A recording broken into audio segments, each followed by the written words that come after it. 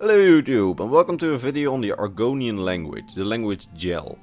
I've been wanting to cover this topic for a while as it's requested a lot by some diehard Argonian supporters, so I thought I'd give it a try. That said, let's get on with the video.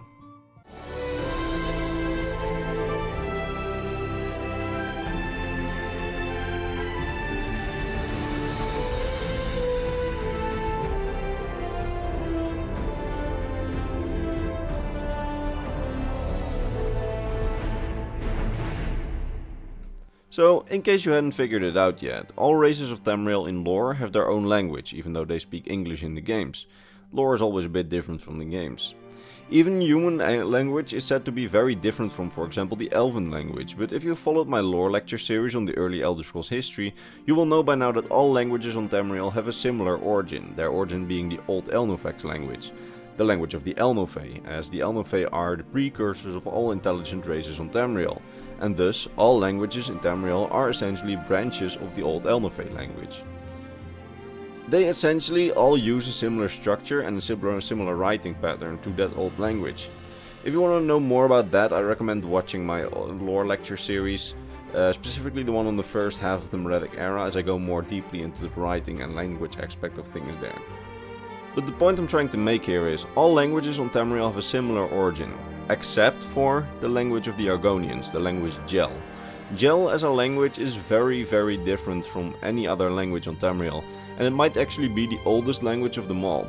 For as far as we know, it never truly evolved or devolved into sub-languages throughout history, since that would change the language to a dramatic degree. We'll get to that later. Another big reason why it never devolved or evolved is most likely because all Argonians inside Blackmarsh are more or less connected with each other by having all their connections to their creators, the histories, and then through the histories being connected to each other.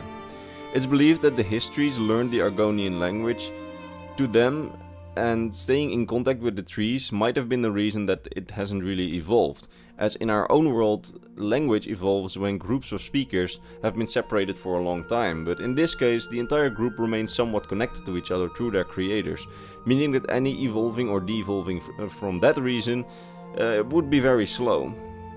And in a way, it wouldn't really make sense for this language to evolve, as we hear in lore that Gel is as close of a speech to actual thought as can be.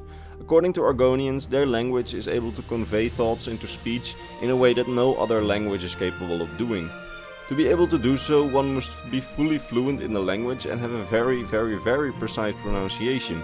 And in addition to that, must also have very precise body language, as body language like whipping your tail as an Argonian or squinting your eyes is a very important part of the language to convey your message fully. To be able to use this language to its fullest extent, the Argonians learn it directly from the Hist in their youth, among other things, by hatching their eggs close to the trees and drinking their sap in their youth. We have some examples of Argonians growing up outside of Blackmarsh with limited connection to the Hist, and this actually completely damages their ability to learn the language, because they have a very bad time to learn the language.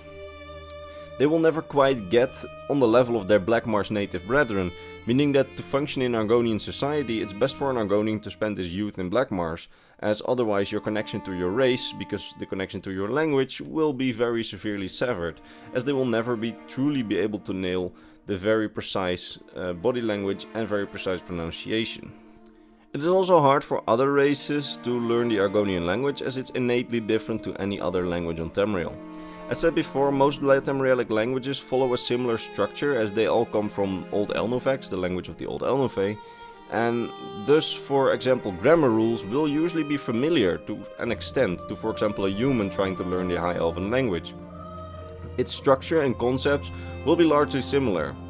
But Gel is very different. It relies on very precise pronunciation. If you have an accent, it could change a part of your message. The fact that an accent or any different pronunciations can completely change your message may also be one of the reasons why the language never really evolves, or very slowly evolves. And also one of the biggest barriers to foreigners learning the language, or Argonians learning one of the other languages of Tamriel, is the fact that the way that the language handles time are very different. Tamrielic languages are largely structured in a way like ours. They are time dependent, with past and future tenses. So for example, I can say, I will finish this video in a short while, or after a short while I will have finished this video.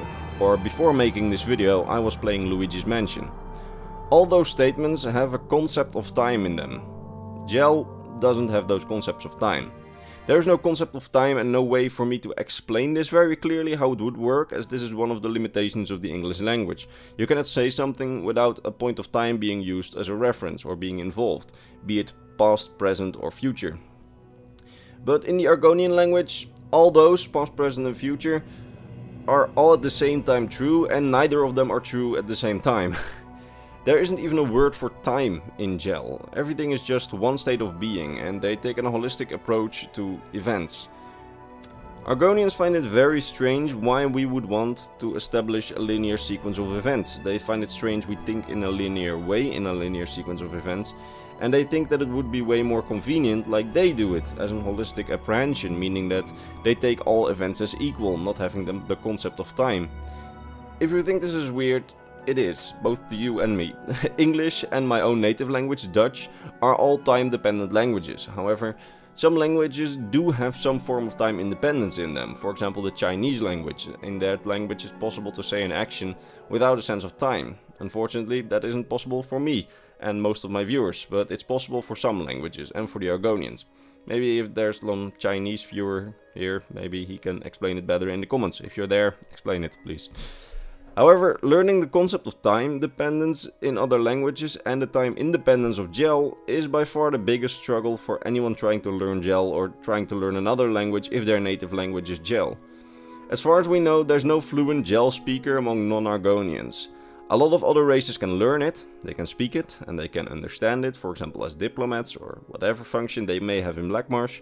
We know of some humans that have learned it to a good extent, but they will never truly be fluent. They will never learn the subtleties in pronunciation that can change up everything, or the body language aspect of it in such a perfect way that they can convey their feelings in a right way. In terms of Argonians, well, as we've seen in the games, Argonians can pretty much learn our language. It's very hard for them to learn it at first, but due to the language being more simple, in the sense that it doesn't require any body languages or requires very precise pronunciation. For example, if you have an accent like an Argonian accent, that's fine, people will still understand you. There are many Argonians that are fluid in other languages, of course. That said, the language itself can sound very weird to outsiders. It's said that it can sound like grunts and squeaks to most non-speakers when Argonians speak it very fast. For example, presumably after hearing some Argonians speak their language very quickly, the Mad Emperor Pelagius Septim III waned himself in the illusion that he could actually speak with them in that language. And when an Argonian ambassador came to the palace, he just made random squeaks and noises to an Argonian ambassador.